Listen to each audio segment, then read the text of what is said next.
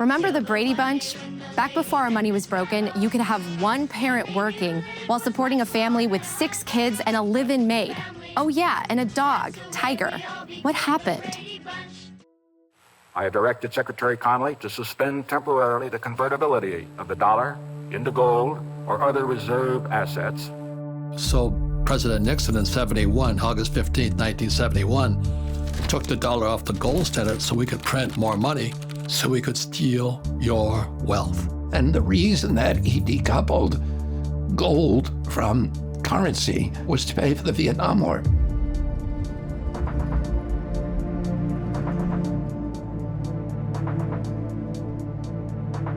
The dollar will dramatically lose its purchasing power. The more they print, the more it gets diluted. And with Bitcoin, you just can't do that. And so people who understand the concept of money supply being the driver of inflation, then they'll understand why Bitcoin is superior. So a single politician with the ability to print money can turn employees against employers, can turn the customers against the vendors.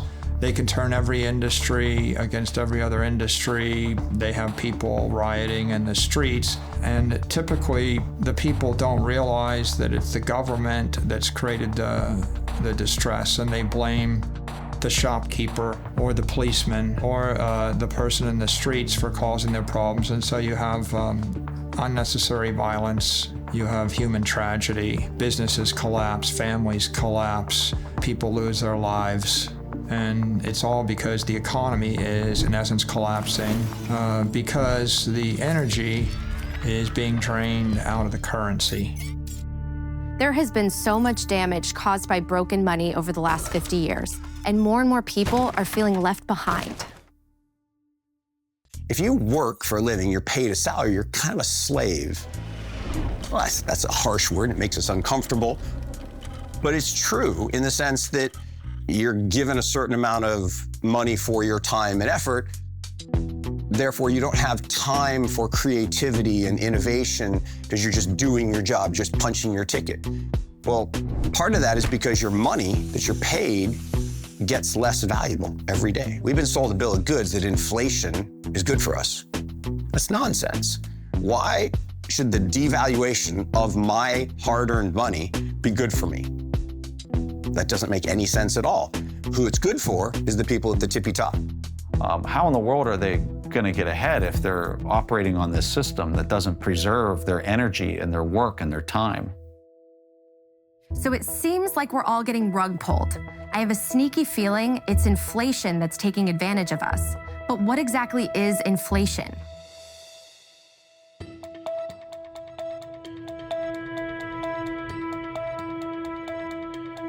There are 2 kinds of inflation. There's inflation due to unfortunate acts of God, force majeure. So if the monetary system is being run perfectly, and if there's a tornado or a hurricane, and there's a temporary shortage of goods and services, then prices will go up.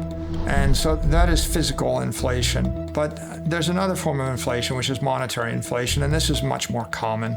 And this is generally the source of 98% of inflation in the world, the vast majority of it.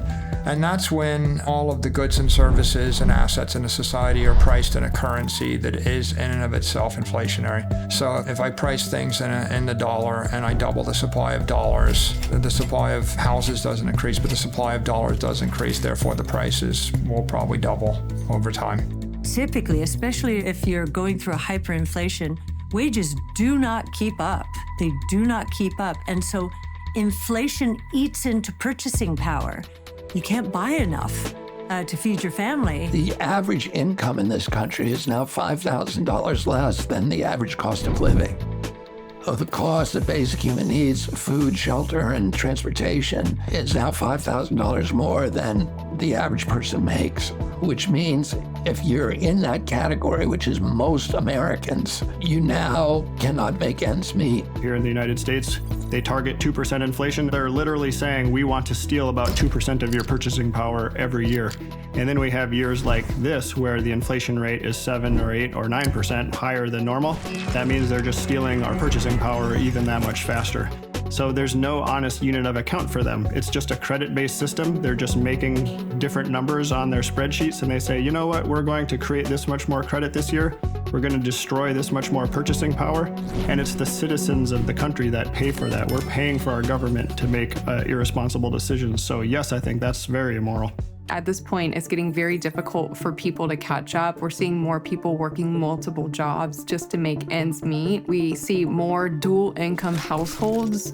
There's less households where you just have one person that works and one person that stays home and runs the household and the family. Now everybody's working. So let me get this straight. We take our God-given talents and work really hard, and our money buys us less and less every year? I don't like the sound of that. So how does government create money? We print it digitally. So we as a central bank, we have the ability to create money digitally. We also print actual currency, and we distribute that through the Federal Reserve banks.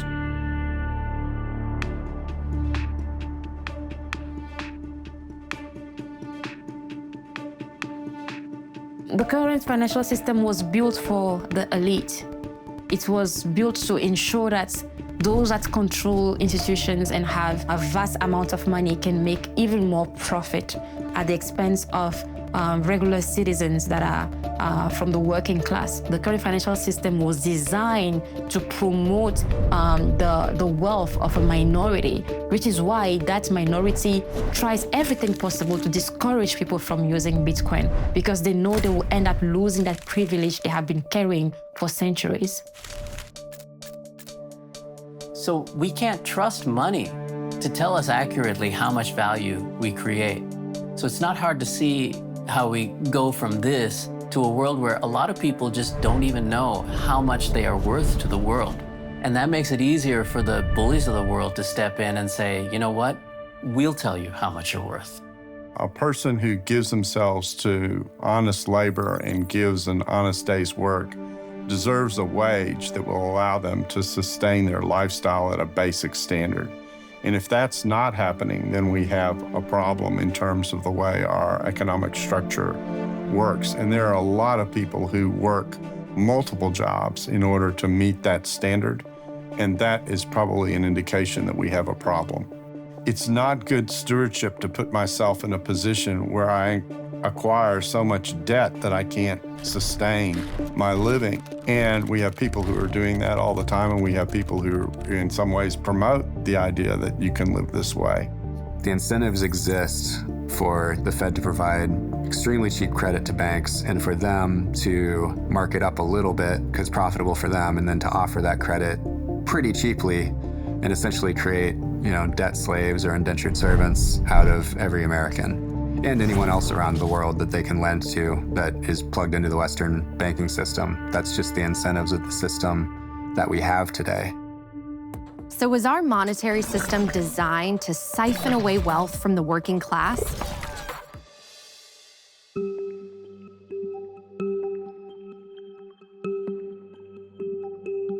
If we go back to medieval times and perhaps a bit earlier, we can see how money emerged. What happened is that every local sovereign nation state or city-state tended to issue its own currency.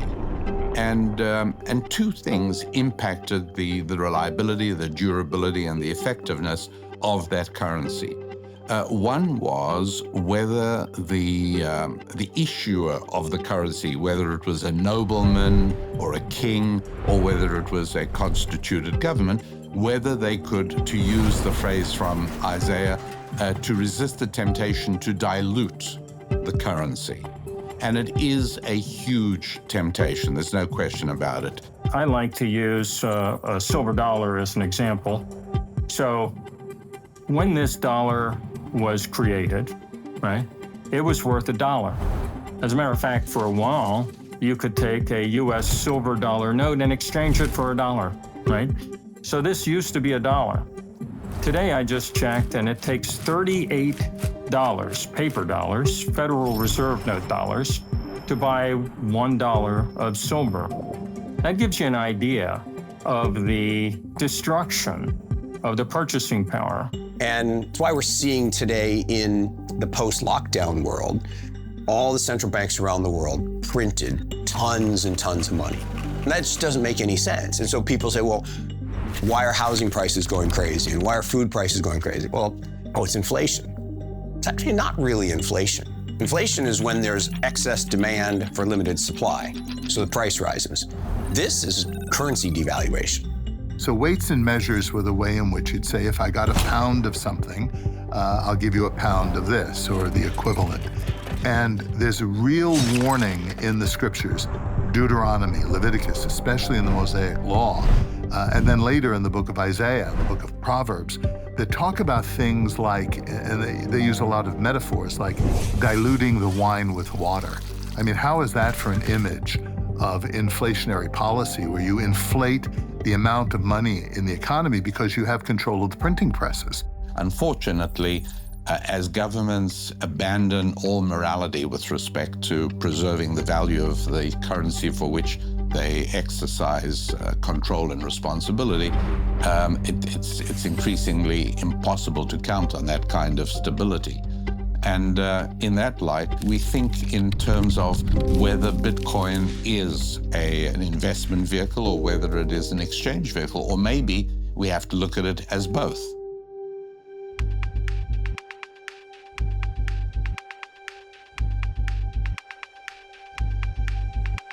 There's no actual mechanical difference at all between you and I putting together a dollar printing machine and spinning up some counterfeit $100 bills and trying to go out, take those into the world and trade them for goods and services.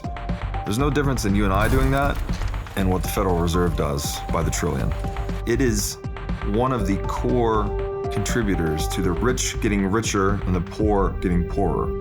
The particularly egregious thing about fiat currency is that it can cover up theft in the name of policymaking. Whereas electronic currencies based on algorithms can't do that. If you think of the average citizen, it is very hard to plan your life. If I don't know what the central bank is going to do next month, let alone a year from now, 5 years, or 10 years from now. I use the example of baby boomers, right? Baby boomers, when we were young, we thought $500,000 would be a perfectly good amount of money to retire on. And now, suddenly, it looks like $500,000 is nowhere near what you really should have to retire on. Well, the reason for that is the systematic destruction of the purchasing power of those dollars. So that makes all baby boomers and all citizens more dependent on government. And that's very good for government. So not only are people unable to retire, they can't even get their life started.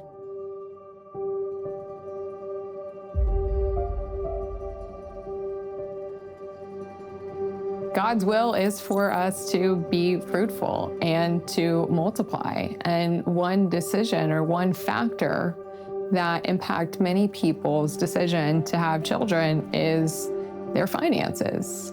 And the state of our economy has really devastated, particularly young people's savings. And I have a ton of friends who have decided not to have children or not to have more children because they feel like they can't afford it.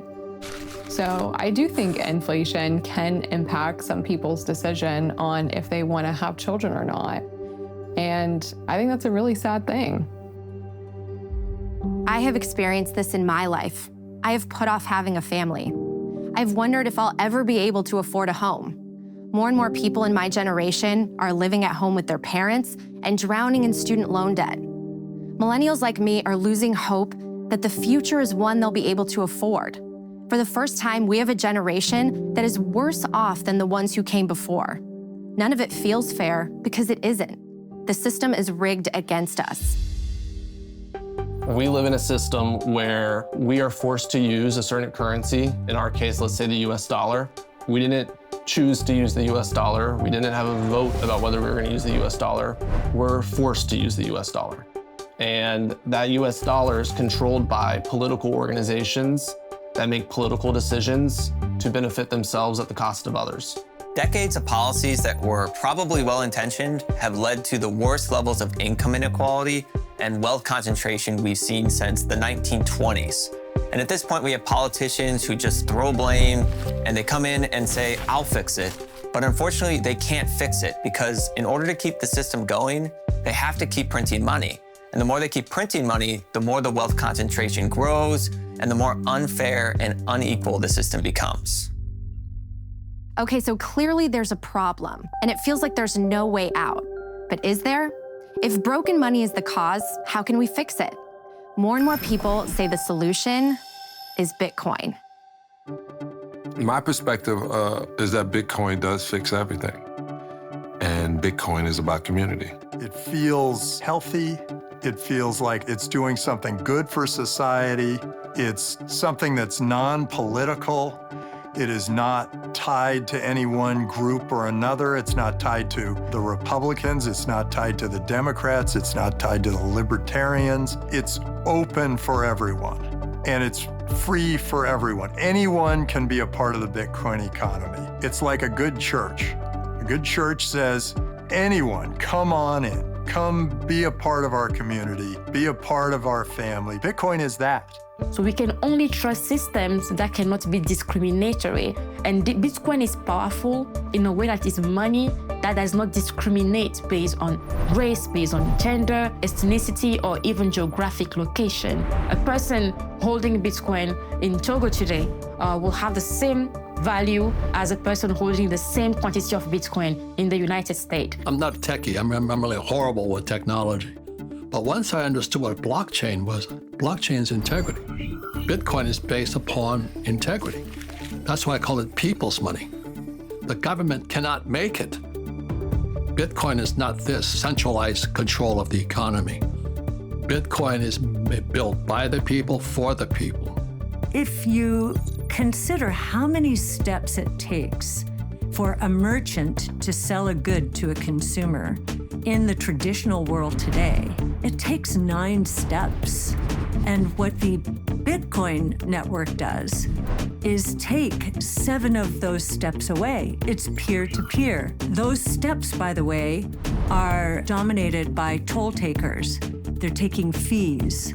And so up to 3%, sometimes more, of the transaction, which actually can be saved by both the merchant and the consumer. One of my favorite aspects of Bitcoin is the limited supply of 21 million. I think that having something that can't be changed makes it so powerful, and it makes people appreciate, just like their time is limited, their own personal wealth is limited. When they see that the Bitcoin amount is limited to 21 million, it really makes them understand the difference between Bitcoin and every other currency, all fiat currencies which don't have this limit. So that key is what makes Bitcoin special. Bitcoin is a digital bearer instrument. You can think of a bearer instrument as he who holds it, owns it. So if I am walking and I find a $10 bill on the ground and I pick it up, who owns it? I do, because I'm now holding it. If I give it to you, now who owns it? You own it because you're holding it. That's a bearer instrument. She who holds it owns it. How do we make this happen in a digital world? Well, it wasn't possible before Bitcoin because Bitcoin solves what's called the double spend problem. Think about it when you take a picture on your phone and you send a picture to your friend. You still have that picture on your phone, and then on your friend's phone, they have a copy of that picture. If I want to send money to my friend peer-to-peer in a digital way, it's really important that when I send it, it leaves my device and it's only on their device. Otherwise, you have what's called a double spend, and that's where you can double spend the same piece of currency over and over again. That doesn't work for money. So Bitcoin solved that decades-old computer science dilemma called the double spend problem. And that allows for the peer-to-peer transfer of money in a digital form for the first time ever. What Bitcoin does is it gives you back that ability to be your own bank, to custody your own funds, to spend money, but the way we do with dollar bills now, but in a digital, virtual way that's really powerful. So to recap, there are only 21 million Bitcoin, and the network gives you total control over your money. And now some of the most successful entrepreneurs are into Bitcoin. you look at what gold is, let's start there. Nobody carries around a gold bar, but some people just feel more comfortable holding gold than they do cash. But the reality is nobody actually owns gold, right? They don't physically own it. Some people have coins, but that's, an exception. And so gold itself is actually just a digital transaction that's stored on a ledger somewhere. It just happens to be on a fiat ledger where it's a traditional database held wherever you're buying the gold, at a bank, an investment bank, whatever it may be. There are a lot of vertically integrated organizations that control your access and the distribution and your ability to use traditional gold ownership. Bitcoin is very similar in a lot of respects, only the ownership of that is stored in a wallet, which, if you have your own wallet, is stored on the Bitcoin blockchain. For example, dollars aren't a great store of value because we have to trust that the government won't print more. With gold, no one controls the production of gold. So we know that its issuance is not controlled by any one party, and it requires work. Gold is a proof of work sort of asset where you have to dig it out of the ground. And Bitcoin has some of these same characteristics. Bitcoin as a store of value, it's great because you can carry it in your own wallet. You can cold carry it, which is a huge advantage. You can be anywhere in the world and there's an ability to transfer it or use it. That's a huge advantage. You can transfer it to others or buy it from others in seconds. That's a huge advantage. And you can transfer it as a method of payment in a lot of respects, and that's a huge advantage. Those advantages are legit and offer people a good reason to use it. And, if you're a speculator or you're using it purely as a store of value, it's easy to trade, store, buy, and sell. The reason Bitcoin is better than gold is that it's more transferable than gold. If you try to move $1 billion worth of gold, you need like an army to move that, and it's very expensive. If you need to move $1 billion worth of Bitcoin, you could hit a couple keys, hit send, in 10 minutes, it's transferred at the speed of light to anywhere in the world. So it's more portable than gold. It's more divisible than gold. So you could divide Bitcoin by up to 8 decimal points. So the smallest unit is called a Satoshi. So it's more divisible. If you try to divide a bar of gold or a gold coin to go pay for Starbucks, you can't do it. So more divisible, more portable, and it's more verifiable than gold. It's hard to verify gold. Bitcoin is easy to verify. You just type the key into a blockchain explorer, you could verify that you're Bitcoin. So to get this straight, Bitcoin is a digital asset that moves through the internet without a third party like a bank or credit card company approving the transaction. All right, let's go a little deeper. You've probably heard of the word blockchain. So what is a blockchain? Blockchain just refers to a ledger. So the Bitcoin blockchain is a digital ledger of transactions where all the computers on the network have to agree to add a block to that ledger.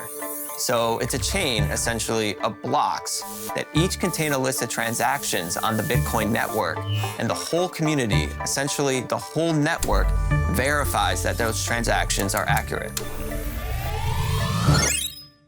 The idea of a digital ledger will make more sense if we get a clearer picture of how ledgers work. The ledger is nothing new. It can be traced back to the 11th century and was popularized in Florence, Italy during the Renaissance in the 14th and 15th centuries. It's simply the way we've been keeping track of who owns what for about 1,000 years now. For example, when you deposit money in your bank account, you have a credit on the right side of the ledger. The bank has a debit on the left side of the ledger because they owe you that deposit when you want to withdraw it. Easy enough. It gets a bit more complicated when you want to buy something with the money in your bank account. Now the bank and the store have to reconcile your bank account with the store's bank account to move the money because they each have their own ledgers. And your ledger has to reconcile with their ledger, which can take a few days, or up to 30 days as with credit cards. Now multiply this times billions of people moving their money to buy things every day. And remember, the banks on both sides take a fee. All these transaction fees add up to trillions of dollars each year. That comes out of your pocket and the store's pockets. The beauty of Bitcoin is that it's one universal ledger that's updated and distributed around the world every 10 minutes. Best of all, it requires no middleman like a bank, which gives you complete control of your money. So now that digital ledgers make sense, you might be wondering how you keep your Bitcoin safe on the blockchain. The way that I would describe storing your Bitcoin on a blockchain is like a locker system. So at your high school, you had a locker, and your locker had both a public address, so my locker was C19, and I can give that address to everybody. Hey, go put this envelope in my locker, C19. That's my public address. But only I have the key, the private key, to open that locker and move stuff from one to another. So securing my Bitcoin or cryptocurrency would be the same thing, where you have this blockchain, which is like this digital locker system, and there's a public address, and everybody can know that address, and anybody can deposit into that address. But only I have my key to unlock that. And where you're storing your keys, there's typically some secret phrase that you need to keep in a safe place, which is what's used to create your secret key. The way most people store this is in what's called a mnemonic phrase. And you've probably seen this where it's either a 12 or a 24-word phrase typically. And each of those words comes from a specific word list. And when you stack those words together, 24 words is the number most people use, which corresponds about to the number of atoms in the known universe. And so we're storing a tremendous amount of randomness there that makes it computationally impossible to break into. And that's the piece you need to keep safe. Okay, that was a lot to throw at you, so let's try to keep simplifying it. Bitcoin might seem complicated.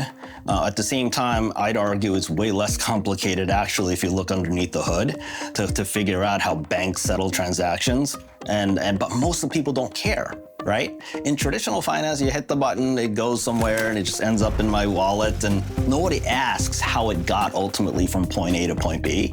Bitcoin is new, and I get that people have more questions ultimately about it, but over time, I feel like the trust in kind of the Bitcoin blockchain, as well as the longevity of the technology and how, the software has been up and running for so many years, people will stop asking the question. It'll become very normal. To sum this up, let's just hear a simple definition of Bitcoin. So what is Bitcoin?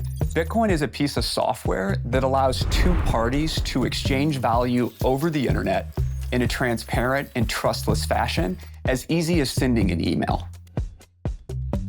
So we're free to send Bitcoin through the internet as money without permission from any government or bank. But you might be wondering what the difference is between Bitcoin and the CBDCs you've been hearing about. What a CBDC is central bank digital currency. Now, what it is they're trying to take, and when I say they, I mean central banks and the government, are trying to take the concept of fiat currency and digitize it into a digital dollar.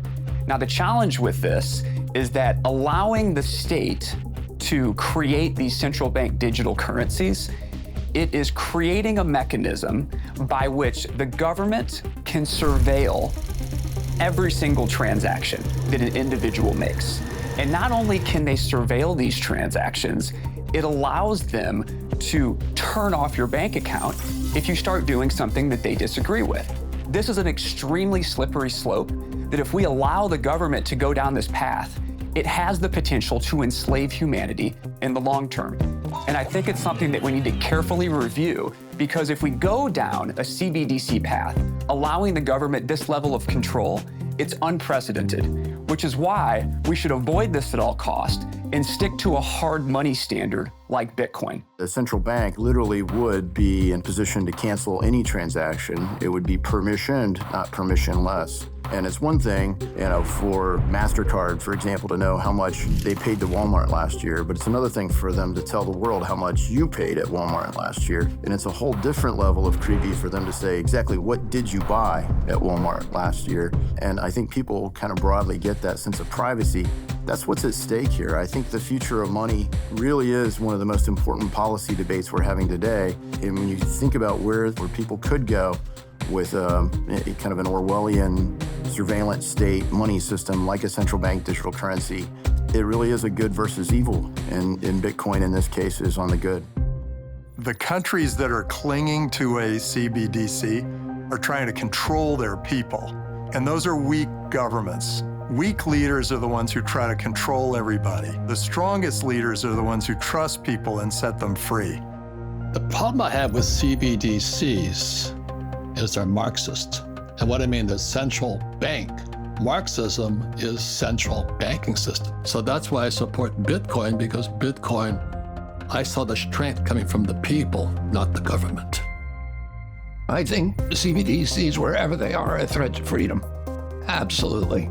You're seeing CBDCs in China right now where the populace are trying to go into a store and they're scanning a QR code and they're seeing in their wallet that it's an invalid purchase because maybe they're from a region that's 100 miles away, or they're going to a pharmacy and they don't want that person to have access to that type of drug or medical treatment. With the CBDC comes the programmability and control of the government saying you're allowed to do this or you're not allowed to do that. And we've already seen it rolled out in China, and it looks a little scary.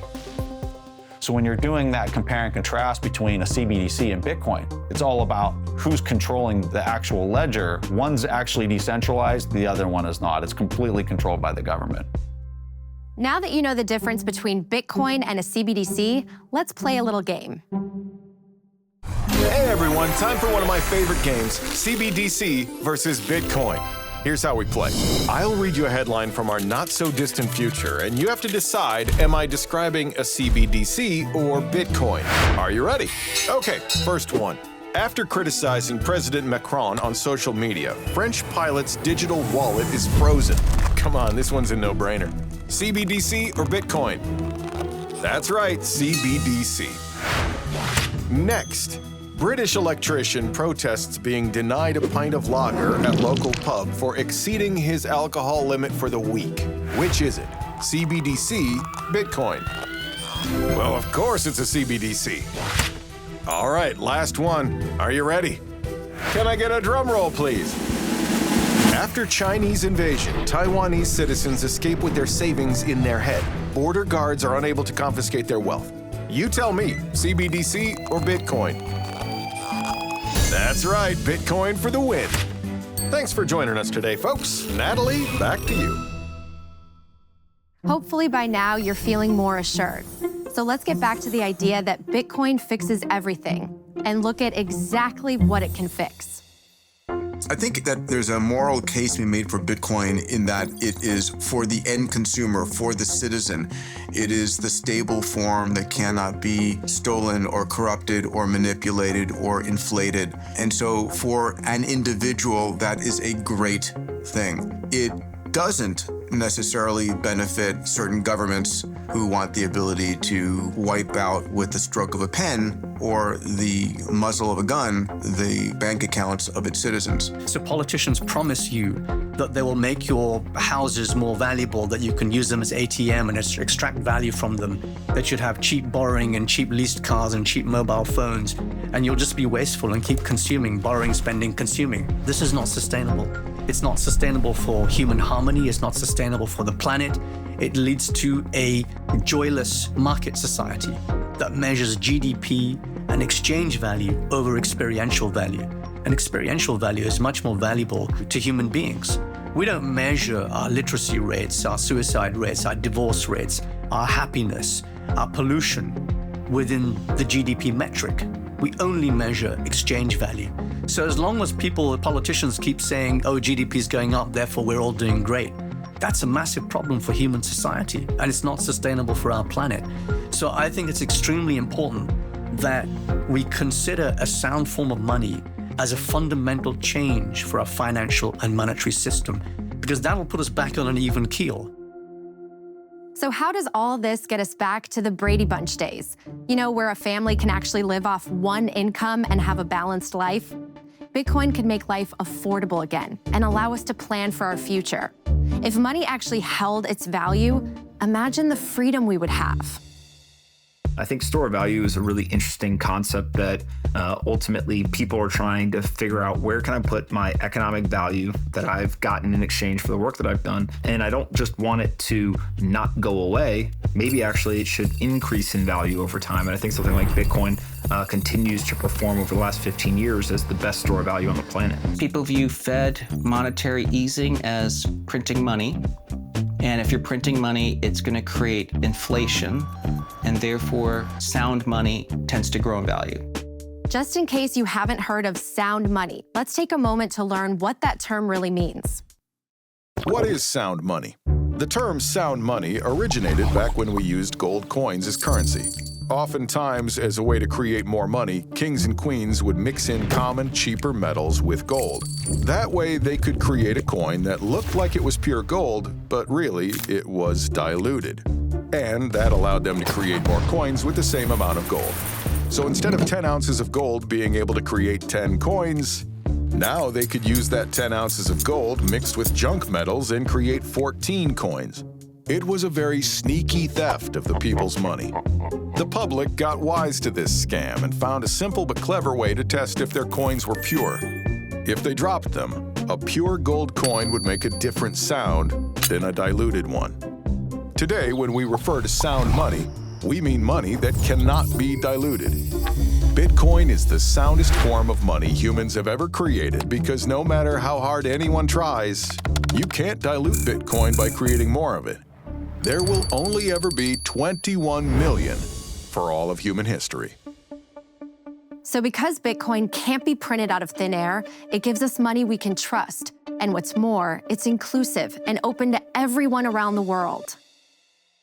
You know, if you are one of the 50% of the planet who does not have a bank account, you are shut off from the global economy. You can't go shopping on the internet if you don't have access to a credit card or some form of digital payment. So there's a huge amount of people around the world that are frozen out of the financial system and the ability to improve their life circumstances. Bitcoin, it is designed ultimately to replace both the monetary system and the financial system. It is a math-based system where at its core, it is trying to remove politics from money. The beautiful part about that is that anyone, anywhere in the world can use Bitcoin at any time for any reason. No one can censor them, no one can stop them, no one can tell them that their use of money is wrong or not allowed. No one is going to change the rules on them halfway through, and everyone operates by the same rules. It doesn't matter if you're a billionaire, it doesn't matter if you're a president, it doesn't matter who you are. You have the exact same rights within the Bitcoin system that the person who makes $1 a day has. Do I believe that it can help people rise up out of poverty and give them opportunity to do business where they weren't able to before? Yes, I do. And it's certainly been the case around the world where people have gotten access to a financial system that they didn't have access to before. For example, talk about financial inclusion, for instance. The current financial system excludes a large amount of people from being able to access financial services. If you looked at a continent like Africa, one of the reasons they can't crawl out of poverty is because the currencies in every country in Africa they're either broken completely defective, or they're impaired, and they're continually siphoning economic energy from the working class and from the businesses in those economies into the hands of the politicians that control the corrupt currencies.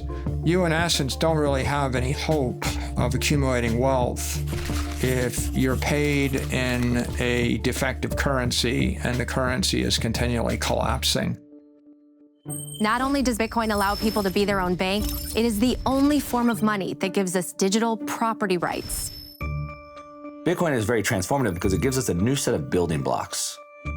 We don't know all the things that we can build with those building blocks, but what we do know is that it's solved maybe the oldest problem in humanity, which is how do I secure my property in a way that can't be stolen? The ability of a person to have full rights to the money that he has earned, that he has brought into being, without interference of any more powerful entity, whether it is a band or a gang or a government or anything else that could use force against him. That's a huge advantage and a huge asset.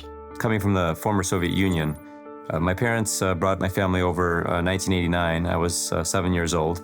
Along with my sister, and we left the Soviet Union because many people know it was a very oppressive regime. Things were scarce, goods were scarce, people weren't really free to do what they wanted, information was very strictly controlled.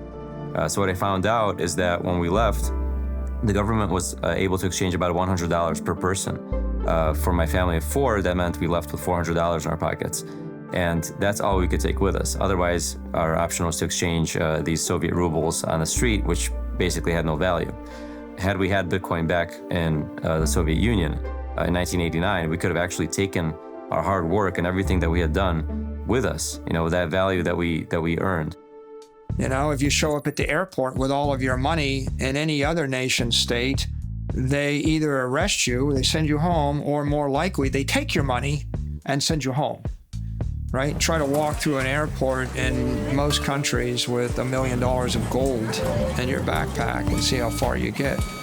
You can't even walk through with more than 10,000 of anything.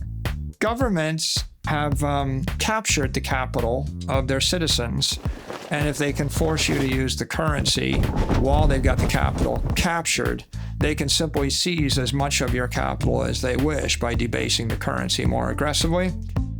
Bitcoin reverses that balance of power because now for the first time, you could actually store your capital in a hardware wallet or in a set of private keys, and you don't have to move it physically through the airport or on a ship. You can actually move it through cyberspace with 12 words. You can send all the digital capital in the country over a WhatsApp message. There's a famous phrase, an armed society is a polite society. When the citizens are disarmed and the government's the only entity with the guns, then one person can simply steal all the property. And when 95% of the citizens are starving to death, that's not a problem. As long as 1% of the people have the guns and you feed the 1% with the guns, you could still control the country. And that's what happened in many nations, in North Korea, in Cuba, in Zimbabwe, etc. Bitcoin economically arms everybody. Like, for the first time in history, you can fight back. You actually can store your economic energy and protect it with cryptography and a 300 exahash wall of encrypted energy, and no mayor or governor or country can seize that from you, no matter how much weaponry they have. And what happens then? If I can't take it from you by a force, I have to negotiate with you. And that means instead of just losing everything, I'm going to try to sweet talk you or negotiate you into giving me half. And we call that tax. If we want to get people out of poverty, we need to give them property rights. We need to give them savings that is theirs. We need to give them a way to build wealth, to build businesses, and to keep that wealth and to pass it on to their children so they can build more wealth. And that is what Bitcoin provides.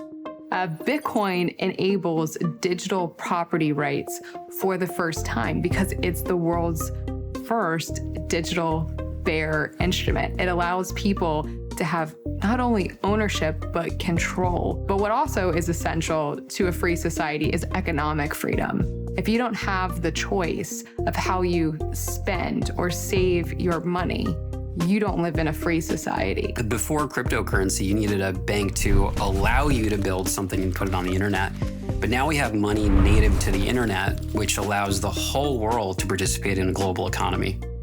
Ultimately, Bitcoin is a means to fight tyranny, to fight corruption. When you take control of the monetary system out of the hands of a few and make it available to everybody, it is a safer system. Bitcoin provides a way for the abundance gained from technology to be broadly distributed to society that is aligned with the best in humanity rather than the worst in humanity. Bitcoin is value that everyone can recognize. And already 100 million people recognize that value. There was this moment, I was sitting there and I put Bitcoin on a ledger and I looked at the ledger and I thought, this is my money. My money's here. It's not sitting out there in some bank waiting for some bank run to run it out of business or allowing some banker to make a fortune off my money. It's right here. I know where my money is. I think that gives power to the individual. I think that gives power to the people. This is why people find so much hope in Bitcoin. It gives us back control over our time, our energy, and our lives. So I think the most transformative aspect of Bitcoin is really almost a social economic experiment. Can all the users of a money be in control of the monetary system, right? Or do we need a handful of elected people to tell us what the monetary policy should be? If a majority of the users of Bitcoin and the people running it decide to change the monetary policy, they can. Bitcoin solved decentralization and security. And it was the first time that decentralization and security has ever been solved.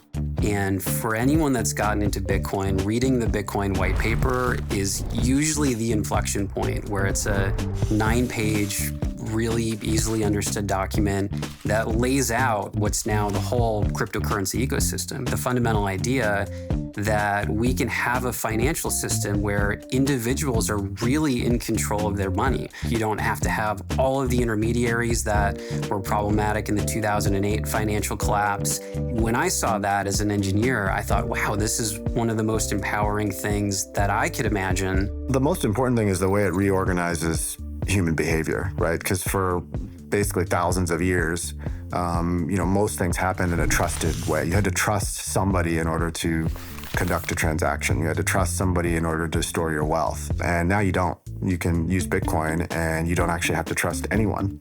You just have to trust the algorithm. You have to trust the software code. You have to trust the rules of the system. And so Bitcoin is this very transparent system based on code and based on rules. It doesn't require you to trust a bank, doesn't require you to trust the government, doesn't require you to trust your neighbor even. You can use it to do business with an enemy, you can use it to do business with a friend. I think the fact that no one can control or manipulate Bitcoin and that everyone has to play by the same set of rules and there's no rulers, I think that makes it inherently very moral. There's no one who gets a special unfair advantage in Bitcoin, and that's different than the current system we have today, where whoever's closest to the money printer basically disproportionately benefits from it. And so I think Bitcoin can make the world a better place by making it a more fair and inclusive system, and will help fix some of the division, polarization, and the wealth concentration we see today. There is so much Bitcoin can heal. It can even prevent those in power from being able to take our money or silence us. The first thing that happens when you go against the government, that is a dictatorship, they will take away access to your money. And it doesn't even have to be a dictatorship. Justin Trudeau in Canada works to use banks to cut off money for truckers. They were protesting COVID restrictions that were put on them in Canada, and they were using the banks to do this. This was actually considered illegal in Canada, but nevertheless, Trudeau did it. Banks complied with it, and they started choking off the protest by restricting the money. The government taking people who had committed no crime, who were not charged with a crime, who were, of course, never convicted of a crime, and punishing them for criticizing government policies, and punishing them in a way that was almost worse than imprisonment, because if you can't get at your bank account, you can't feed your children, you can't buy gasoline, you can't pay the mortgage on your house, because if the government has the capacity to starve you to death, to keep you from getting work, to keep you from shelter, then it has license essentially for any atrocity. And at that point, I began looking more seriously at Bitcoin as a currency that could be used to escape the government surveillance systems. When working in Moscow, when our bank accounts were blocked by the regime, we were able to continue our activities thanks to Bitcoin savings. Basically, Bitcoin gave us freedom of action and freedom of speech at that time. The US government has the discretionary ability to effectively turn off the savings of whole nations at a time. That's what they did with Afghanistan, for better or for worse, after the Taliban took over. That's what they did with Russia in February of this year. Again, for better or for worse. You might say, well, these are the strategic objectives of the United States. That's fine, but what they are doing is confiscating the savings of entire nations. And it's just a fundamentally unfair dynamic, right? You are blending political objectives with people's savings, and that leads to misery, in my opinion. Governments can, at any time, decide they don't like you or me or somebody else and sanction. If we called sanctions what they are, right, financial sanctions, starving children, you're basically cutting off supplies of goods and services to a population, we probably wouldn't like it as much. But when we call about economic sanctions, whether it's Venezuelans or Russians or anybody else, governments almost glamorize it because they're like, well, we know better. We know what's best. But censoring someone because they have different views or different lifestyle or different perspective on how the world should interact, it's not really our job. So PayPal came out with that policy where they said if you say anything online we don't like, misinformation, which of course, as we found out for the last 2 years, what was labeled misinformation actually came true. But if you do misinformation, they can pull $2,500 out of your account. It's not your money. Of course, they got massive amounts of backlash and they came out and said, whoa, that was a mistake, that was a mistake. And what we're seeing in Canada, what we're seeing with PayPal, what we're seeing with the banks is that your money that you think is your money is not your money. And at any time they can decide to censor you or block it if they want. And at the end of the day, if we don't have the ability to determine our own future for ourselves, for our family, on a monetary basis, we don't actually have any real control of anything in our own lives. Bitcoin puts you back in the driver's seat of your life, which is why so many people see it as the ultimate force for good. I absolutely believe that Bitcoin already is making the world a better place and will continue to do so in the coming years. There's been plenty of examples of currency collapse just in the last 13 years since Bitcoin has existed. And we get these every single year. So there have been major, even middle-income nations where the currency has effectively failed, and Bitcoin has been a life raft for those people. When the war in Ukraine broke out, I had friends there on the ground trying to help some folks that were stuck in bomb shelters, delivering food and water. And they asked us to help them monetarily, try to help them buy more supplies. On a Saturday night, the only way to get money into Ukraine was Bitcoin. There's no other technology that can cross borders outside of banking hours. So we were actually able to use Bitcoin to send it over there and get local currency to people on the ground and to effect humanitarian aid. And I was really blown away because Bitcoin was the only thing that could solve that problem.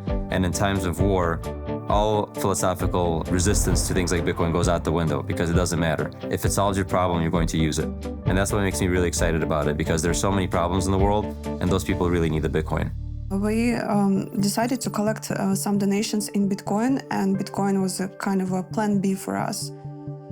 The very concept of Bitcoin is tightly connected to the concept of financial freedom for everyone in the world and give understanding that Bitcoin is a significant tool in a fight against global evil. You know, when people go to protest, whether it's in Uzbekistan, in Russia, or Belarus, or Ukraine, or somewhere, it's important that you know that you have financial tool which cannot be turned off in the moment when you need it, when you need to be able to fight for your freedoms. And shouldn't be naive thinking that someone in your country would not abuse the power. One day it could happen. You have to be prepared. Where you see Bitcoin expanding really fast is actually nations that need it the most. Right? You see why El Salvador is a natural is because they're most punished. They're furthest away from the monopoly system of money today. And so nations that have always seen either hyperinflation or dictators, and what you're seeing is those populations race into this open monetary protocol, and nobody can stop them. It is freedom. These are places where the government has failed in some sense.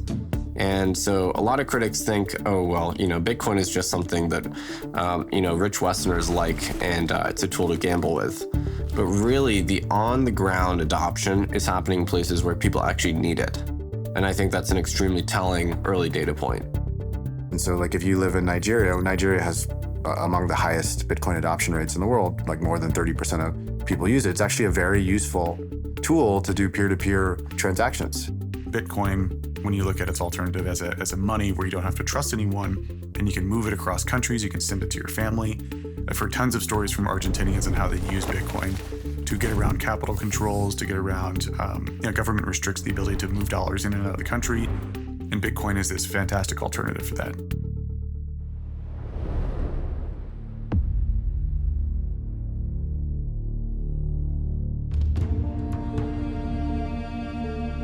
My country is ruled by the oldest military regime in Africa, same government in power for 57 years. And this is a brutal, rogue military regime that puts us under unimaginable amount of abuse and pain and control. Activists and dissidents arrested, killed, their bodies dumped in the sea. Countless of activists are jailed and have been in prison for years with no trial. Many others have disappeared, their families have never seen their body, and thousands others have fled the country, living in exile like myself. I see Bitcoin as a tool of political, social, and economic liberation. The reason why is because the ideology behind Bitcoin in itself is geared toward giving monetary agency back to people, to citizens, no longer having people depend on banks and governments to control their money and determine its worth. We are also in a situation where, as citizens of our nation, our money is worth absolutely nothing outside of our borders. So when I see Bitcoin, I see it as a tool that can allow us to put an end to this continuous colonial system that has maintained our countries and our people in bondage. The goal of my activism is to eventually get to a point where my people can live freely and in dignity. And that cannot be attained without financial freedom.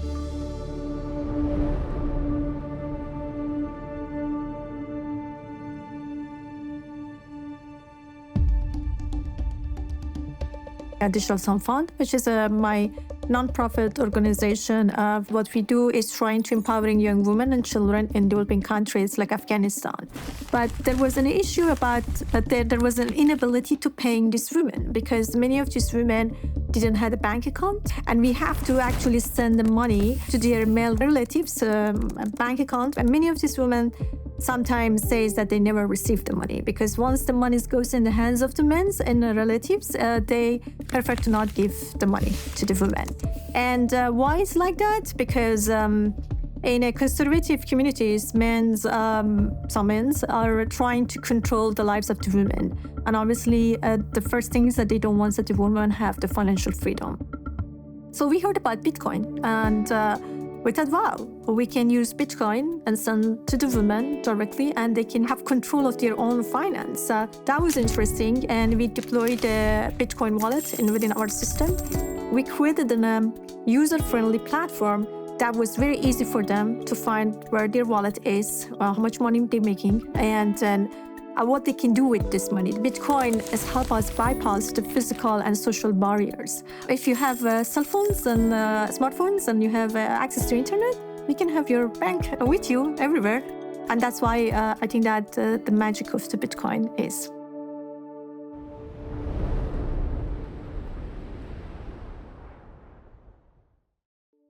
The Jews of Eastern Europe when the Nazis arrived, the Jews of Spain before that, Jews of Arab countries in the late 40s and early 50s. Jews were thrown out of Syria in huge numbers, thrown out of Egypt in huge numbers, with nothing, literally with nothing. Gosh, if they could have taken their digital wallets with them, what a beautiful thing that would have been.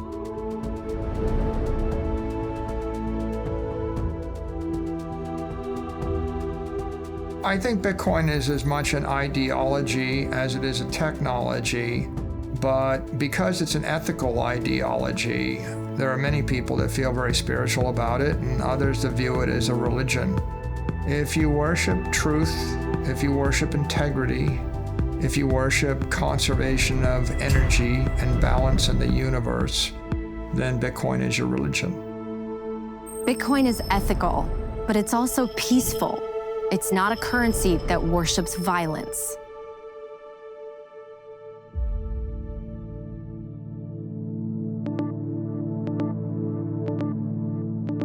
From a political standpoint, you have politicians on both sides, Republican, Democrat, it doesn't matter, that are aggressively trying to vote resources, financial resources, into their local jurisdictions in order to support this war machine that's happening.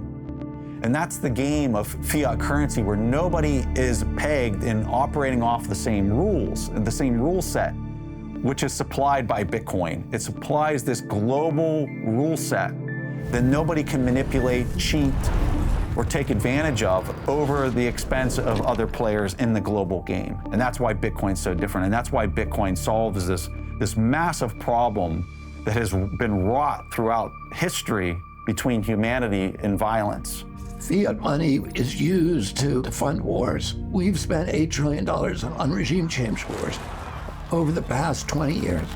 And all of those wars made America less safe and less secure and less rich. There was almost no debate about those wars beforehand. What do we get for those wars? Iraq is now worse off than we found it. We killed more Iraqis than Saddam Hussein. We killed between 670,000 and 1 million Iraqis. Iraq is now instead of a nation, it's an incoherent battle between Shia and Sunni death squads. We created ISIS in the spillover war into Syria, and we drove 2 million refugees into Europe, and we destabilized every democracy in Europe. That process ended up with Brexit, with breaking up the European Union. The riots that we're now seeing in France are a direct result of that surge of immigration that was driven by our wars. So the taxpayer would never agree to fund those wars in advance. And the government doesn't want it, politicians don't want to go to the taxpayer and ask that permission. So it's much easier for them to just declare the wars and then finance them by printing more money. But ultimately, the people who pay for that money are the middle class, and they pay through the mechanism of inflation. So when the governments print money, it has the ability to fund the military-industrial complex and create tremendous reckless spending. So when you look at wars throughout history, that's a very, very profitable thing. And central banks can print money to fund both sides of the war. As a person who was flying attack helicopters in combat, there was almost every single flight I went on, somebody that was being shot at, injured, killed. Providing that support for people on the ground was an extremely humbling experience to just see how destructive human beings can be towards each other. When you go far enough upstream as to what's driving this behavior, why is this even happening? I personally arrived that it's the money that's causing this to happen. And there's probably nothing more important for me in my life than trying to make sure people can understand that there's a better way to conduct exchange. And there's a better way to get along with each other than to have a trusted ledger that nobody can manipulate or change. We need to make war and fear less profitable. That's the real layer 2 solution that we need on top of Bitcoin. It's us, not code on a blockchain, but a human society that makes nonviolence and kindness more profitable than exploitation and greed.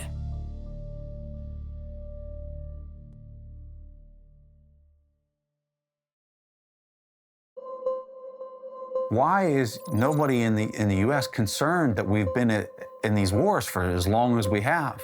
Why isn't anybody asking about the cost of this? Just not even human life, but like the financial cost. And the reason why is because it was always paid through debasement.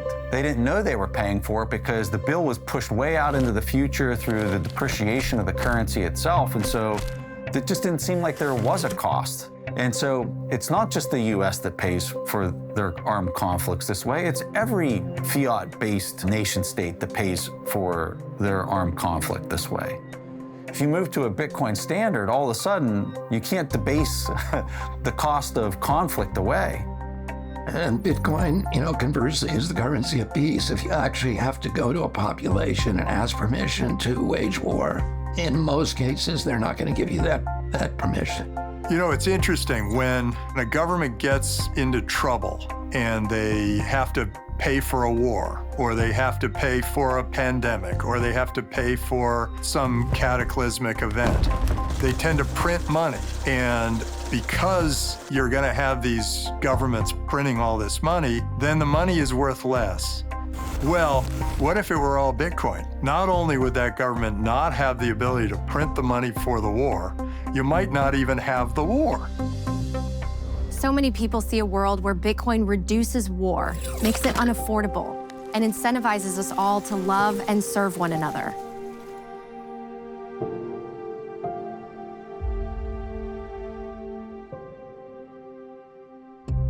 I believe that Bitcoin is just money, and in the Bible there are many examples of what just money is and what unjust money is. Without a doubt, government fiat currency is not just money. It steals from the poor and gives it to the rich. It creates more income inequality. I think God hates the current system that government fiat creates.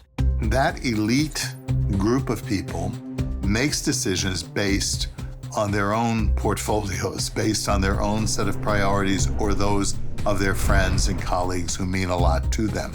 They're not really making up more money. They're just taking it, very often through inflationary policies, from those who have earned it. It becomes a system of great injustice and even theft. The United States government has been printing money like crazy. It's the dream solution. It's a way of stealing money without being caught. And, spending other people's money is fun. That's all there is to it. It's one of the best reasons to go into politics. You get to spend other people's money. And most voters are not aware that as prices go up, reflecting profound inflation, that this is the doings of an immoral government that is literally stealing the bread off your table. So inflation is theft. It steals from us right under our noses.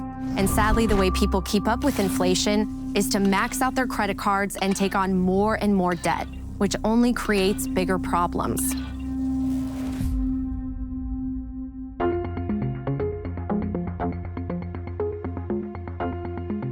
We have interest levels today in our time that far outrun inflation oftentimes. And I think that does raise some ethical questions for us about how we handle our money in the modern world and how we charge people who pursue credit, that kind of thing, because they end up paying a lot just to make up the credit aspect of what they've done as opposed to the money that they've been provided for in a loan. So in Islam, the practice of lending at interest is forbidden.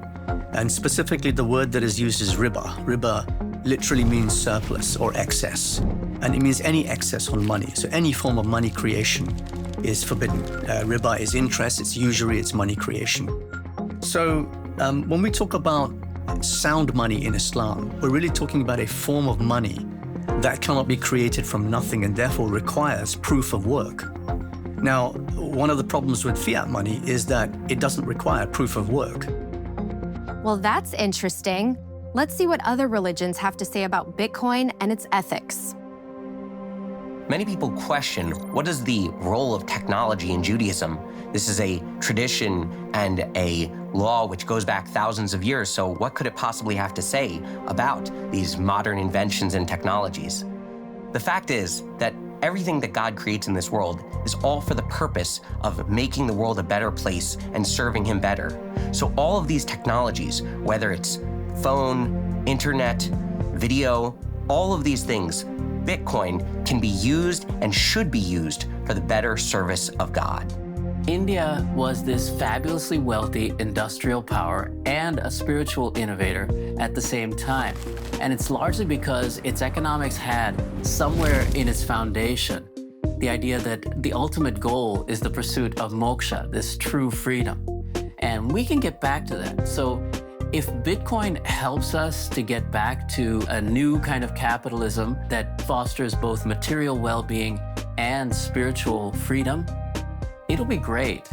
But that kind of new capitalism won't really be that new. It's more like a return to our old habits. So it sounds like Bitcoin can bring out the best in us. Let's explore these religious teachings more deeply.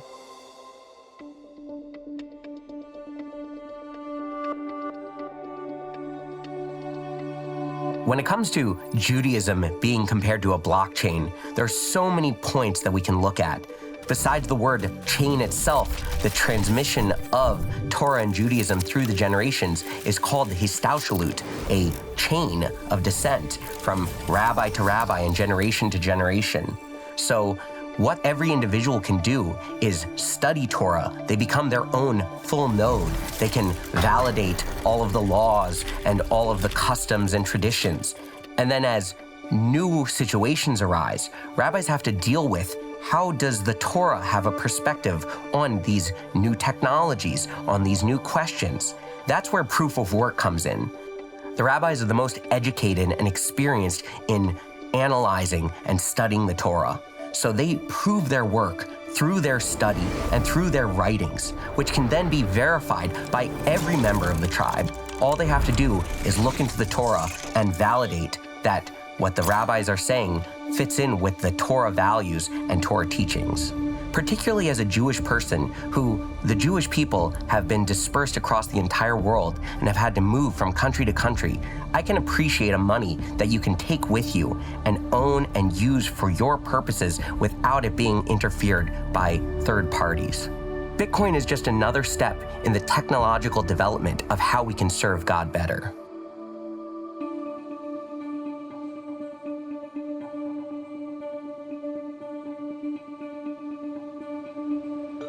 Buddhism itself is a decentralized system. In fact, it's the only faith that I know of where the founder himself said, don't trust anything I say on faith. You have to validate it yourself. So what validation in Buddhism means is that you have to critically analyze anything that the Buddha himself said. So in a way, as a Buddhist, you're a kind of block validator where you yourself have to relive the Buddhist algorithm. Buddhism is really like an algorithm, a set of rules that the Buddha said, if you follow these, you will be happy and you will create a kind, benevolent, and fair society. And so that I find very parallel to the way that blockchain works, because wanted to create a system that benefits all beings, and not just some select subset. Those things I think are very aligned with this idea of decentralization. So yeah, I think Buddhism is a decentralized religion.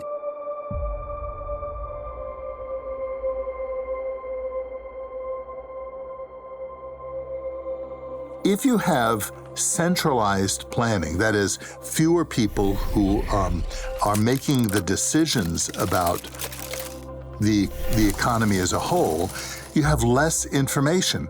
If you have a decentralized economy, what you have are more people, more inputs, more kind of connection to the reality of what's happening than you would have if you have a small Politburo, a group of policy advisors who are making these decisions, very often influenced by their own particular interests. So when we ask what the Bible says about money, the key thing is that money itself is not evil. Sometimes you hear people say money is evil. It's not. It's a means by which we manage our relationships and barter with one another with different skills and abilities that we have. What the Bible says is the love of money that is evil, that it is when it moves us towards greed, when it moves us towards covetousness, when it moves us towards avarice, when it feeds our pride, those kinds of things. That's when money becomes a problem. And actually, it isn't money that's the problem, it's how we deal with money that is the problem.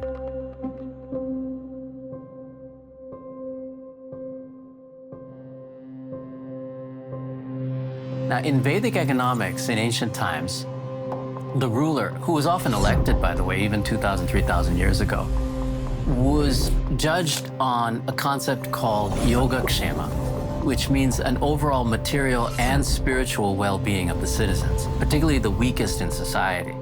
Monetary profit was considered just a byproduct. So fiddling with the money supply, though it might do some temporary good, means that we are ignoring a lot of the key metrics of what makes life worth living. One reason we print this money is to get people to go out and shop with it, or to take on debt at low interest rates so they can go out and shop with that. Now, I don't know of any religion or philosophy that says that the goal of human life is to consume to the point of debt. So in a real sense, we are incentivizing something that goes against our basic morality, and I'm not sure how long we can continue to do that. The truth is, what we really are is divine beings who have taken human form in a material world that we manifest together for a meaningful purpose, to be happy and free. That's the truth, and that's the foundation of Vedic economics. And Bitcoin has a chance to help us to see ourselves that way.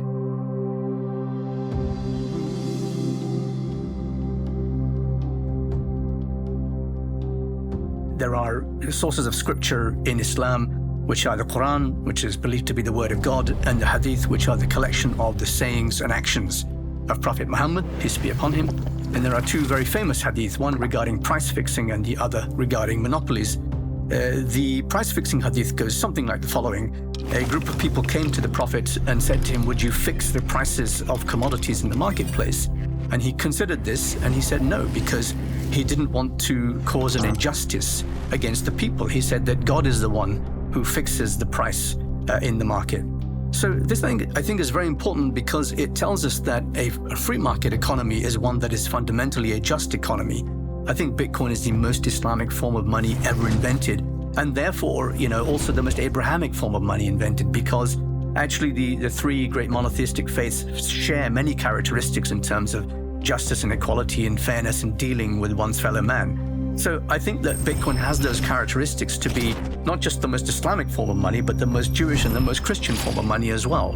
And I think, therefore, it's a very, very powerful concept, and one which can completely overturn our understanding of the last 100 years of economic history. In a Bitcoin world, people would work together and be free and happy. If fixing our money could help us achieve that, imagine the kind of future we could build. I like to kind of think about how the story of Bitcoin is still being written. The story, the chapter 1 started over a decade ago, and here we are, and we have no idea what kind of the final chapter of the book ultimately looks like. If you think about Bitcoin taking over the world, right, the Bitcoinization of the world, and you play that out to its last element, what could that last stage be from a potential perspective? And that is a world in which there is no other currency. All of the governments have dropped the dollar and the yen and the euros, and all there is in the world is Bitcoin. And it is the standard kind of payments mechanism for anything. A few steps before that is going to be central banks around the world adopting Bitcoin as a reserve currency. I'd actually expect that to happen. At the same time, when I started in this space, I thought this might take out centuries. Every single year, I feel like my time frame gets shorter and shorter and shorter. I think if the world went on to Bitcoin standard, I think what we'd see would be less wars. We'd see government size drastically reduced because the ability to tax your citizens becomes much harder. So if Bitcoin is successful and the world starts to use it, we see the role of government start to shrink quite a bit. And their ability to extract value from their citizens and their ability to wage war is also dropped too. And an optimistic government should look at Bitcoin and understand that this is a movement that's not going to stop. You can't really ban it, and if you do, it doesn't mean that every other country will either. So it's better to get on the train, see this coming, versus try to fight it and try to fight against it. It's sort of like a inevitable sort of change. The things that are happening now are things that we were only dreaming of when we were, on our PCs in computer class in 1985. This is not just an advancement in technology or an advancement in computing or an advancement of a monetary system. In my opinion, Bitcoin represents an evolution of consciousness beyond anything we've seen in thousands of years. We're moving towards a digital future, and we are moving towards a future that's going to require a disintermediation between governments, banks, and centralized control. And Bitcoin grants us this power through an open network that anybody around the world can participate in. It's extremely powerful. And if people adopt it, in time, we will see how we'll put the power back in the individual's hands and disintermediate those at the top that are trying to control the human race. There isn't yet a Bitcoin tangible economy. But that may change. And in fact, I think on some level, it's already beginning to change. So it's obviously something that I think everybody should watch with great interest. I think it would be a great mistake to ignore the Bitcoin economy. I'm excited for the future of Bitcoin because we're just really beginning to understand all of it and the uses for it and the advantages of it. In a Bitcoin operating world, it'll just be a completely shifted dynamic. So it will be more that people can save up and then invest into a certain business. And so in a short way of putting it, it's like saying we're going to live in a more equity-based system as opposed to debt. Whereas right now, it's all about cheap debt. Cheap credit is how the thing expands. Whereas in the future, it will be more equity and savings based. I'm a person who really believes that everyone should have the right to health care, right to a home, right to food, and so on. All the basics. We should all have our share of the Earth's bounty. And no political or financial system we've come up with has yet solved that problem for humanity, although we're getting a little bit closer.